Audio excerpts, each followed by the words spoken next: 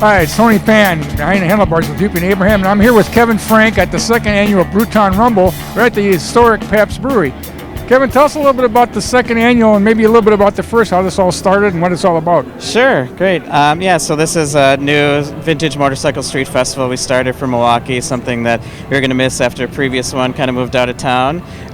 Just something that, again, a hole that needed to be filled, and we decided to start this up. So it's a cooperation between people from Milvin Moto, Milwaukee Vintage Motorcyclists, and then Badger Heritage Chapter. It's the local chapter for the Antique Motorcycle Club of America.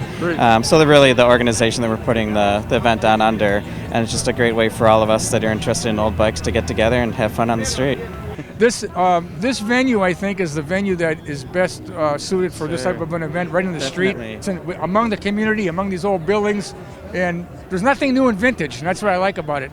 And I think this is a great venue. I mean, this is an old historic neighborhood, old world Milwaukee, and is that why you chose this location, or did you have other locations in mind? No, this is really one of the first places that I thought of. To me, it really mirrors what the people are doing with their motorcycles. So it's taking something that's old, that was kind of forgotten, was kind of left here, and people are renovating it and taking their time and making something new out of it that's being used, just like we do with our bikes. Find something on the street, in a barn, and get it running and ride it around and use it.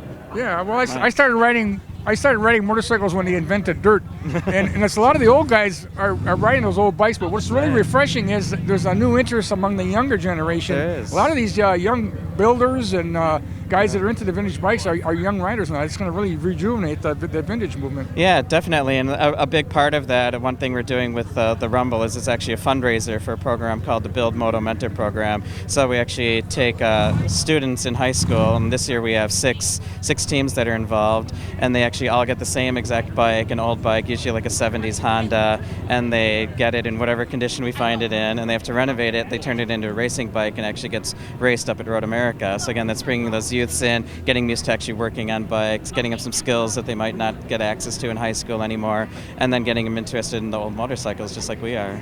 Well, that's great. I want to thank you and your team for bringing this venue back and putting it back in the street where it belongs in the community. I think a free festival like this and open to the public, you can see, we're going to walk around a little bit later, but you can see the crowd that this generated. This is only your second annual, so you're doing great. It takes usually 3 years to get something going. You got it going in 1 year, it looks like. Thank you. Thank you, man. Tony Pan behind the Handlebars, Hupy and Abraham.